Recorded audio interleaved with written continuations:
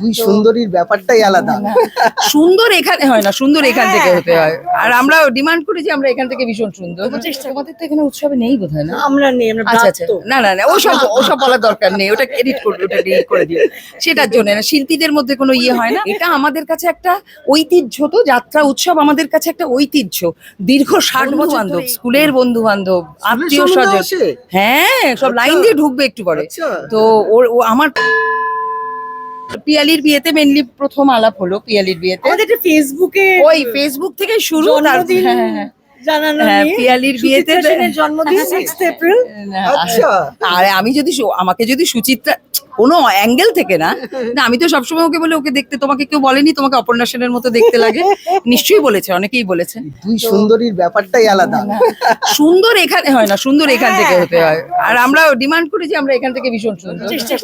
আমার খুব ভালো লাগছে আজকে ও এসছে, ওটা যাত্রা এবছর খুব সফলতার সঙ্গে কাজ করেছে এবং আগামী দিনেও আরো অনেক বছর কাজ করবে।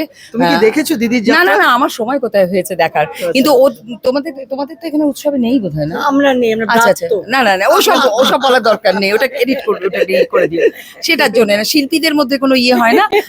আর আমি ইনফ্যাক্ট থাকছিও না, আমার উৎসবটা আজকে তো হঠাৎ করেই হলো, অনেক ইয়ে ঠিয়ের মধ্যে দিয়ে। খুব চাইছিলাম যে যাই হোক, এবং প্রথম দিনেই আমাদেরটা ফেলে দিল। কারণ আমি প্রথম দিন আর শেষ দিন করতে চাই না জেনারেলি, এত অনুষ্ঠান থাকে না, মানুষ অধৈর্য হয়ে যায়, নাটকটা শুরু করো, নাটকটা হবো না।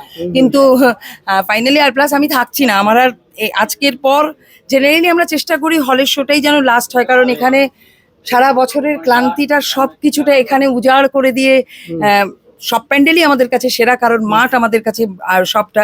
কিন্তু কলকাতার দর্শকরাও সারা বছর অপেক্ষা করে থাকেন, তো প্লাস সব থেকে বড় কথা বন্ধু বান্ধব, স্কুলের বন্ধু বান্ধব, আত্মীয় স্বজন, হ্যাঁ সব লাইন দিয়ে ঢুকবে একটু পরে।